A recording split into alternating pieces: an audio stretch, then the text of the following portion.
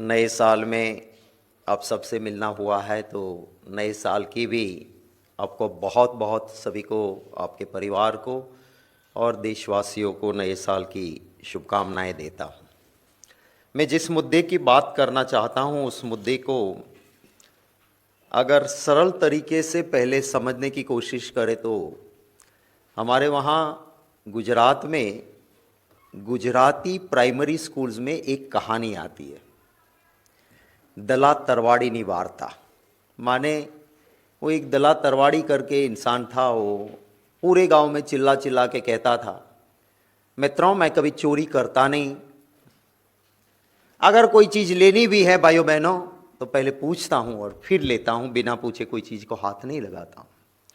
और फिर उस कहानी में है कि दला तरवाड़ी हर रोज़ एक फार्म में जाता है जहाँ पे उसको पता है कि किसान उस खेत पे इस वक्त नहीं होता है, तब वो जाता है, इधर उधर देखता है, किसान नहीं है, फिर जोर से चिल्ला के कहता है, अरे खेत ओ खेत, बैंगन लूँ दो चार। फिर खुद ही आवाज़ बदल के कहता है, अरे दला तरवाड़ी जी दो चार क्यों, ले लो ना 10 बार। और फिर 10 बार बैंगन उठा के ले जाता था। बस उसी तरह से भाजपा में भ्रष्टाचार होता है और कहते ये है कि मैं खाता नहीं, खाने देता नहीं, पर करोड़ों से कम ये खाते नहीं। सच बोलने वाला चाहे मीडिया का आदमी हो या प्रेस का हो या कोई भी हो आम सिटीजन, उसे चैन की रोटी खाने देते नहीं है।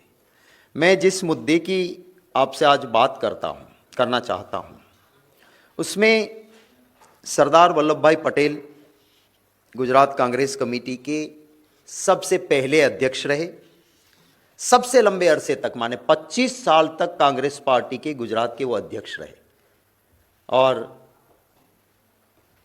जीवन पर्यंत वो कांग्रेसी रहे। आरएसएस को बैन किया। वो सरदार वल्लभ भाई पटेल जब अहमदाबाद म्यूनिसिपैलिटी के प्रेसिडेंट बने थे, तब उन्होंने कहा था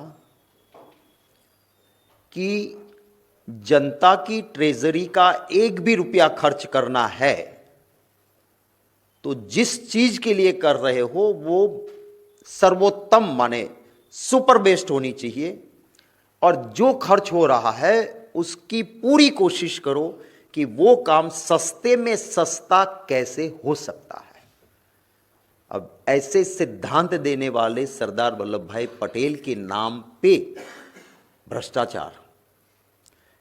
150वीं जन्म जयंती सरदार साहब की सबको पता था। 150वीं जन्म जयंती कब आ रही है, प्रोग्राम पहले से प्लान हुए थे। वहां पे गुजरात में एकता परेड रखने का भारत सरकार ने डिसीजन लिया, बहुत पहले एडवर्टाइजमेंट हुई। पर क्योंकि ये भ्रष्टाचार जो मैं आपको कहता हूं ना कि वो किस तरह से करते हैं, ये होम डिपार्टमेंट 31 अक्टूबर को एक सर्कुलर निकालता है। क्या सर्कुलर है कि एकता परेड में जो भी टैब्लो बनाना है वो टैब्लो आप सिर्फ ये 5 फॉर्म से ही बना सकते हो। नो टेंडर प्रोसीजर, पारदर्शिता नहीं, बीडिंग प्रोसेस नहीं, लोएस्ट वन आए उसको देना है नहीं। इन्होंने 5 फॉर्म्स अपने आप पिक कर ली और ये सर्कुलर निकाल दिया सभी को कि आप सिर्फ इन 5 से, Messrs live fixal technologies, Messrs Siddheshwara Kanuga, Messrs Visha Kanuga, Messrs Sushant Khedkar, Messrs smart graph art advertising, ये 5 के अलावा किसी से आप टेब्लो नहीं बना सकते हो और टेंडर प्रोसीजर की जरूरत नहीं है। ये 5 को कैसे सिलेक्ट किए, इसके लिए कोई ना टेंडर इनवाइट किए गए, ना किसी से बीड मंगवाया गया, ऐसे 5 नाम। और ऐसा क्यों करते हैं, तो कह रहे हैं अपने सर्कुलर में कि ऐसा इसलिए करना पड़ता है कंसिडरिंग दी पॉसिटी ऑफ टाइम, माने हमारे पास वक्त नहीं है, जल्दबाजी है, इसलिए टेंडर की जरूरत नहीं है। अब आप समझिए कि कोई नेचुरल कैलिमिटी आ गई, कोई भूकंप आ गया, कोई आपदा आ गई, हम समझ सकते कि टाइम नहीं है, जल्दी मंगवा लो आप जिससे मिलता है। पर ऐसा तो नहीं था। सरदार साहब की जन्म जयंती तो सबको पता थी, कोई जल्दबाजी की जरूरत नहीं थी। और ये 5 नाम भी है ना, वो असल में 5 नहीं है, एक ही शतरंज के चट्टे बट्टे हैं। आपको ताजुब होगा, ये जो नंबर 2 पे है मैसर सिद्धेश्वरा कानूगा, और 3 नंबर पे है मैसर्स विशा कानूगा। ये दोनों पति और पत्नी है, इनकी 2 फॉर्म हो गई, हस्बैंड एंड वाइफ। तो ये पांचों जो है, आप थोड़ा इन्वेस्टिगेटिव जर्नलिज्म करोगे तो ये पांचों के पांचों एक ही शतरंज के चट्टे बट्टे, और जो भी टेबलोज बने वो सारे इन्हीं से बनवाना था, इन्हीं से बना। नो टेंडर, पैसे दो, वो कहे वो दो। तो ये इससे आगे एक और सर्कुलर होता है 29 अक्टूबर को, वो भी होम डिपार्टमेंट करता है। और होम डिपार्टमेंट कहता है कि ये 5 का जो काम होगा ना, उसके लिए टैब्लो के लिए श्री पंकज मोदी को इंक्लूड किया जाता है सिलेक्शन कमिटी में, और टैब्लो का फाइनलाइजेशन सिर्फ पंकज मोदी करेंगे। देखिए, कांग्रेस पार्टी कभी भी किसी के परिवार के सदस्यों पे अटैक नहीं करती है, ना मेरी पार्टी का ना मेरा संस्कार है। कुछ जानते हुए भी हम जो नेताओं से लड़ते हैं, आइडियोलॉजिकल लड़ते हैं, हम उनके परिवार के सदस्यों पे अटैक नहीं करते हैं। हालांकि प्रधानमंत्री जी और पूरी भाजपा कांग्रेस में नेताओं को छोड़ उनके परिवार पे भी बिलो बिल्ट ना कुछ बेबुनियाद अनाप शनाप बोलते हैं। पर क्योंकि आज पंकज मोदी का इसलिए नाम मुझे लेना पड़ रहा है, क्योंकि इसके अंदर जब अगर कोई सीधा नाम खुलता है किसी उसमें, और हम अगर ऑपोजिशन के नाते चुप रहे क्योंकि वो प्रधानमंत्री के भाई है, तो वो भी ठीक नहीं होगा। तो इसको अपॉइंट किया गया टेबलो फाइनल करने के लिए। प्रतिदिन उनको 10,000 रुपया दिया जाना है, ये सर्कुलर कहता है। उनको TADA, उनको गाड़ी, उनका सारा इंतजाम वो करेंगे सरकार। और 25 अक्टूबर 2025 को deputy secretary government of India ये सर्कुलर निकालती है। मुझे आपको कहना होगा, हाँ, अगर कोई परिवार का भी, किसी नेता का, अगर प्रधानमंत्री के परिवार का भी कोई एक्सपर्ट है और उसकी कोई ज़रूरत पड़े, उसको काम दे, उससे कोई प्रॉब्लम नहीं हो सकती है। पर ये कोई एक्सपर्ट नहीं है। पंकज मोदी उनके रियल ब्रदर है, पंकज भाई दामोदर दास भाई मोदी। ये 11 मार्च 1981 में इंफॉर्मेशन डिपार्टमेंट में क्लास 3 की पोस्ट पे उसको नौकरी मिली थी। ये इनके साथ इनके सीनियर और शेड्यूल ट्राइब से आते हुए MM बुबड़िया, GM डामोर, वो भी सर्विस में थे, वो इनसे सीनियर थे पंकज भाई मोदी से, जो 1981 में क्लास 3 की पोस्ट पे नौकरी में लगे। अब जो MM बुबड़िया और डामोर शेड्यूल ट्राइब होते हुए भी क्लास 3 में से क्लास 1 ऑफिसर नहीं बन पाए, एक भी अधिकारी इनके साथ जो क्लास 3 में ज्वाइन हुआ था, कोई भी क्लास 1 नहीं बन पाया। सिर्फ एक ही इंसान पंकज भाई मोदी क्लास 3 में ज्वाइन हुए थे, क्लास 1 बने। कैसे बने? 17 अप्रैल 2003 में इनको क्लास 3 में एक अपर स्केल का प्रमोशन मिलता है। वो प्रमोशन मिला, वो सबको मिलता है, उनको भी मिला। यहां से गेम शुरू होती है। 2008 जब आज के प्रधानमंत्री जी गुजरात के मुख्यमंत्री थे, 29 अप्रैल 2008 में पंकज भाई मोदी, जो कि क्लास 3 की हायर पोस्ट पे 2003 में आए थे। 2003 में क्लास 3 हायर पोस्ट, वहां से उनको 29 अप्रैल को क्लास 2 बनाया गया। अब हमारा Gujarat civil services classifications recruitment rules 1967 है।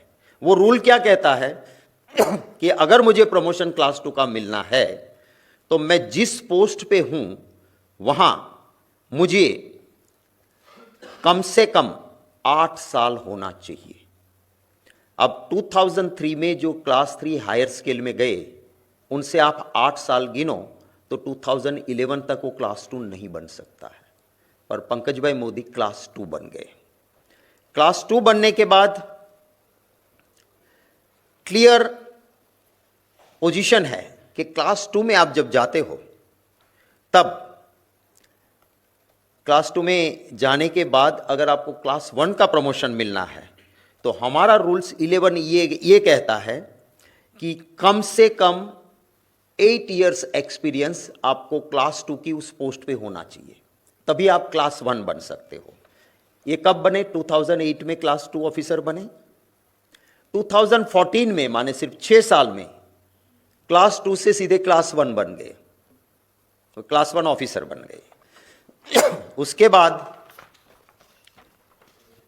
जैसे एज के आधार पे सबको रिटायरमेंट आता है।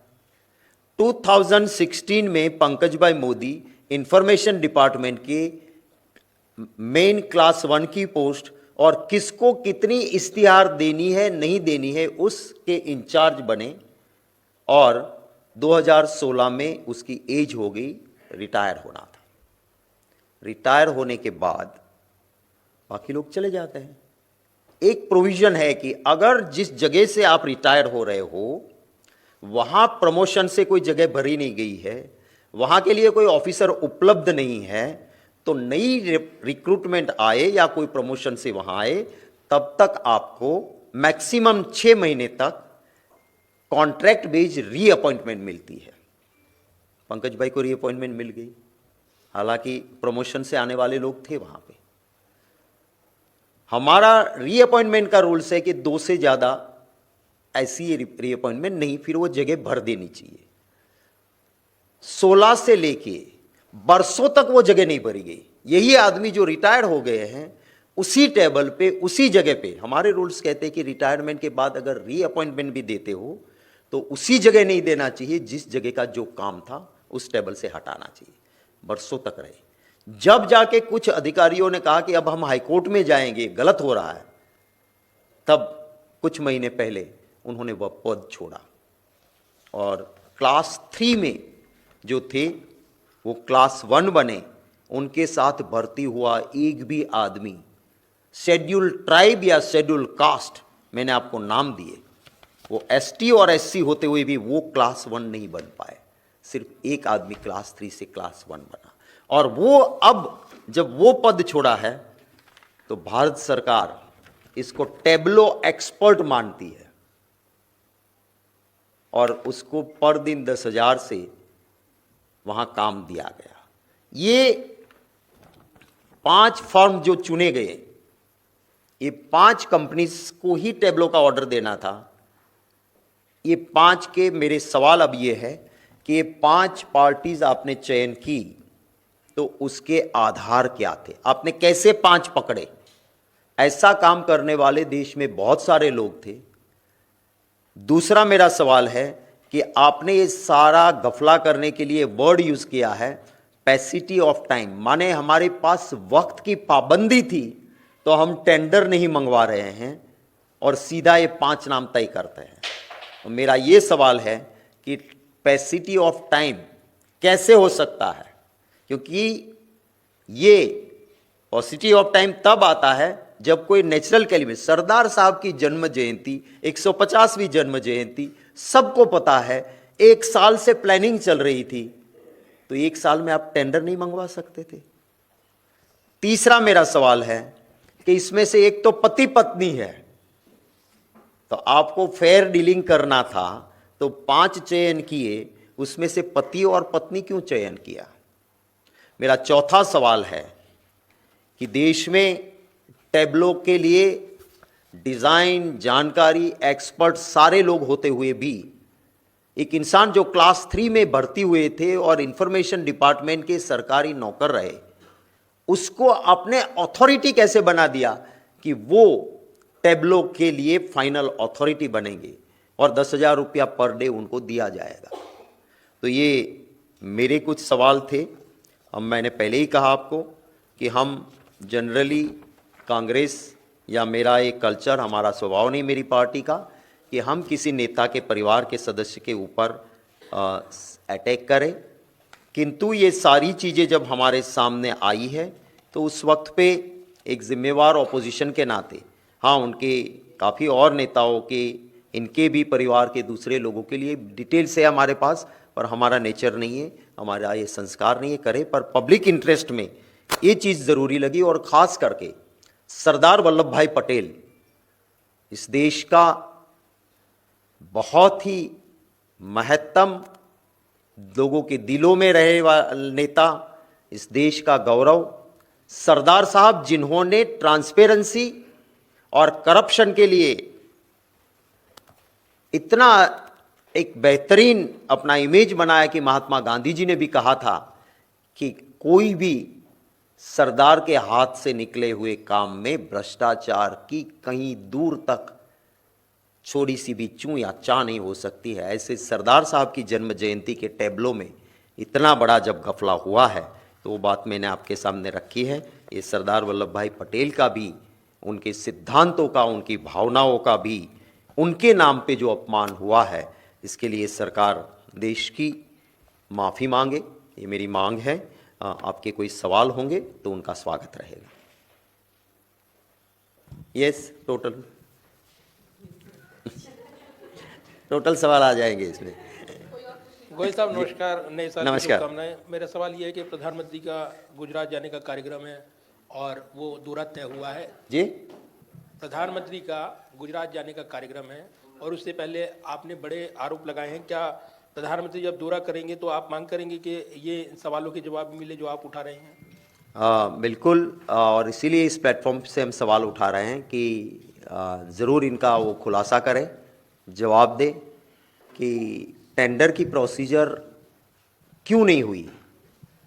आप जानते हो कि यूपीए गवर्नमेंट में टेंडर प्रोसीजर हुई थी पर टाइम पूरा टेंडर का नहीं दिया है करके बीजेपी ने स्पेक्ट्रम के अंदर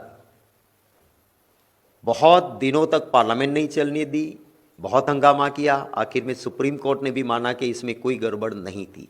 जब इतना ऑपोजिशन में थे तब चिल्लाते थे, तो आज सरकार में होते हुए ये क्यों हो रहा है, ये ज़रूर इसके जवाब वो वहाँ पे दें, ये ज़रूर मैं मांग करूँगा। गुजरात में आज ही कल बड़ौदा के 5 बीजेपी के एमएलए ने एक लेटर लिखा है चीफ मिनिस्टर को कि जिस तरह से वहाँ पे लोकतंत्र का गला घोंटा जा रहा है, एमएलएज की भी बात नहीं सुनी जा रही है, भ्रष्टाचार है, काम हो नहीं रहे हैं, उनका भी मोदी जी जवाब दें।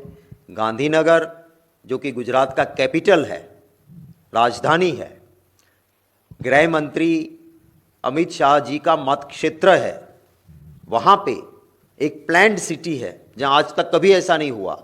वहाँ जहरीला पानी पीने से, टाइफाइड से बहुत सारे लोग परेशानी झेल रहे हैं। अगर कैपिटल में ये स्थिति है, शुद्ध पानी पीने का नहीं है, आप समझ सकते हो कि गुजरात के और जगह पे क्या हालत होंगी।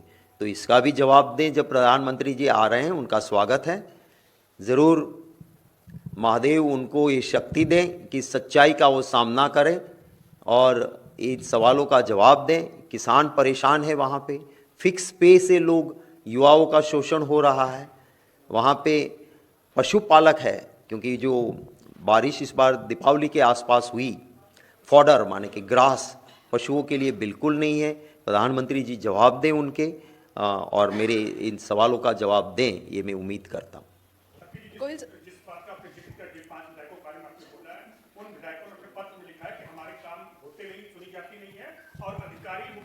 गुलाबी तस्वीर दिखलाते हैं।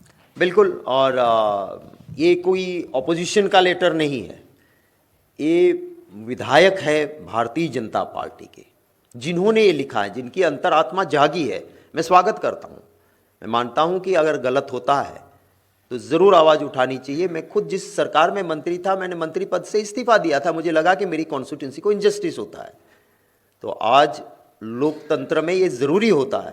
तो ये उन्होंने मुद्दा उठाया है, तो ज़रूर इनका जवाब देना चाहिए प्रधानमंत्री जी को। और उन्होंने बिल्कुल आप सही कह रहे हो, लिखा है कि अधिकारी वीडियो कॉन्फ्रेंसिस में रोज़ी पिक्चर दिखाते हैं, आपको बहुत अच्छा ही दिखा देते हैं, पर ज़मीनी हकीकत उससे बिल्कुल उल्टी है। गोयल साहब, ये जो आपने जो तमाम ये चीज़ें पेश की और जो कहा कि हाँ इस पर 4 सवाल आपकी तरफ से कहे गए हैं, क्या ये सवालों के जवाब ही काफ़ी है या फिर कांग्रेस पार्टी इस पूरे मामले को लेकर किसी जांच की मांग करती है? क्या कुछ कहना चाहेंगे आप? देखिए, ये तो राम के नाम पे वोट लेने वाले लोग हैं। सीता माता जी तो सती थी, उनको किसी परीक्षा की ज़रूरत नहीं थी, पर भगवान राम ने कहा कि शासक शक से परे होना चाहिए, और इसीलिए सीता माता जी को अग्नि परीक्षा देने के लिए रोका नहीं, और उन्होंने अग्नि परीक्षा माता जी ने दी। तो अगर राम के नाम पे वोट लेते हैं तो ये परीक्षा दें, ज्वाइंट पार्लियामेंट्री कमेटी कर दें, और ये क्यों हुआ था और कैसे हुआ है, दूध का दूध और पानी का पानी हो जाएगा। अगर इनमें हिम्मत, पर मेरा आज तक का, प्रधानमंत्री जी गुजरात में मुख्यमंत्री थी तब से जो अनुभव रहा है कि वो ना मीडिया के सवाल लेते हैं, ना ऑपोजिशन के सवाल का जवाब देते हैं, ना आवाम के सवाल का जवाब देते हैं, क्योंकि सच्चाई हमारे सवालों में है। अगर हमारे में कहीं दम नहीं है हमारी बात में, तो लगा दे ज्वाइंट पार्लियामेंट्री कमेटी, दूध का दूध और पानी का पानी हो जाएगा। कि ऐसा भारत सरकार ने किया है, ऐसा भारत सरकार का है तो पार्लियामेंट के डोमाइन में आता है, तो बना दे ज्वाइंट पार्लियामेंट्री कमेटी, जांच हो जाएगी। जैसा कि सर आपने राम का नाम लिया अभी, तो संसद की सर डिफेंस जो रक्षा समिति है उसके आप भी मेंबर हैं जी। वो समिति 23 जनवरी को अयोध्या जा रही है, वहाँ रामलला का दर्शन भी करेगी। राहुल गांधी जी भी उसके सदस्य हैं, तो आप लोगों का भी प्लान है सर जाने का उसमें अयोध्या? थोड़ी इन्फॉर्मेशन आपकी सही कर दूं, 23 तारीख को कमेटी नहीं है, 22 तारीख को कमेटी भुवनेश्वर में है। भुवनेश्वर से वाराणसी जाएगी, वाराणसी में शाम को 4 बजे visit Varanasi cantonment followed by informal discussion, वो 4 बजे है। और उसके बाद कमेटी वहाँ से डिस्पेसल, माने वहाँ से विसर्जित होना है हमको। अच्छा, कोई गए हैं 22 को रुक जाए, और 23 को किसी रिश्तेदार के घर जाना है, किसी को मंदिर के दर्शन के लिए जाना है, किसी को अयोध्या जाना है, वो अपने हिसाब से करेंगे। कमेटी का जो प्रोग्राम है वो 22 तक का है, और 22 का प्रोग्राम वाराणसी कैंटोनमेंट की विजिट के बाद हम भुवनेश्वर से दोपहर पहुंचेंगे वहाँ। कैंटोनमेंट की विजिट, इनफॉर्मल डिस्कशन, और वहाँ से कमेटी की टूर ख़त्म होते हैं। 17 तारीख से कमेटी की टूर कोची से शुरू हो रही है। कोची जाएंगे, बेंगलुरु जाएंगे, विशाखापट्टनम जाएंगे, वहाँ से भुवनेश्वर, और वहाँ से वाराणसी। सो 17 से लेके 22 तक की टूर है। 23 तारीख का, जैसा कि मैंने भी देखा कि कुछ अखबार में कहीं पे एक खबर छपी कि 23 तारीख को कमेटी अयोध्या जा रही है, तो कमेटी का ऑफिशियल प्रोग्राम जो है वो 22 तारीख को शाम को ख़त्म होता है, और 23 का कोई प्रोग्राम। हाँ, अपने आप में मेंबर्स भी, अगर मुझे भी वहाँ बाबा भोलेनाथ जी का दर्शन करना जाना है तो मैं वहाँ जाऊँगा। हमारे साथ कोई सिख भाई है तो वो गुरुद्वारा में जाएंगे, किसी को कोई रिश्तेदार से मिलने जाना है तो जाएगा। वो अपना अपना प्रोग्राम सबका होता है। कमेटी का प्रोग्राम 22 शाम 5 बजे ख़त्म हो जाता है, और उसमें आप जो कह रहे हो ऐसा कोई प्रोग्राम नहीं है।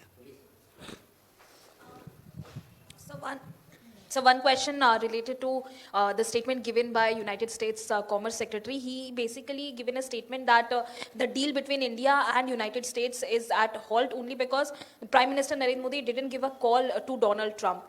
Jairam Ramesh has also tweeted about it, the way in which Congress is repeatedly asking questions about the foreign policy. How do you see this latest statement coming in from the US?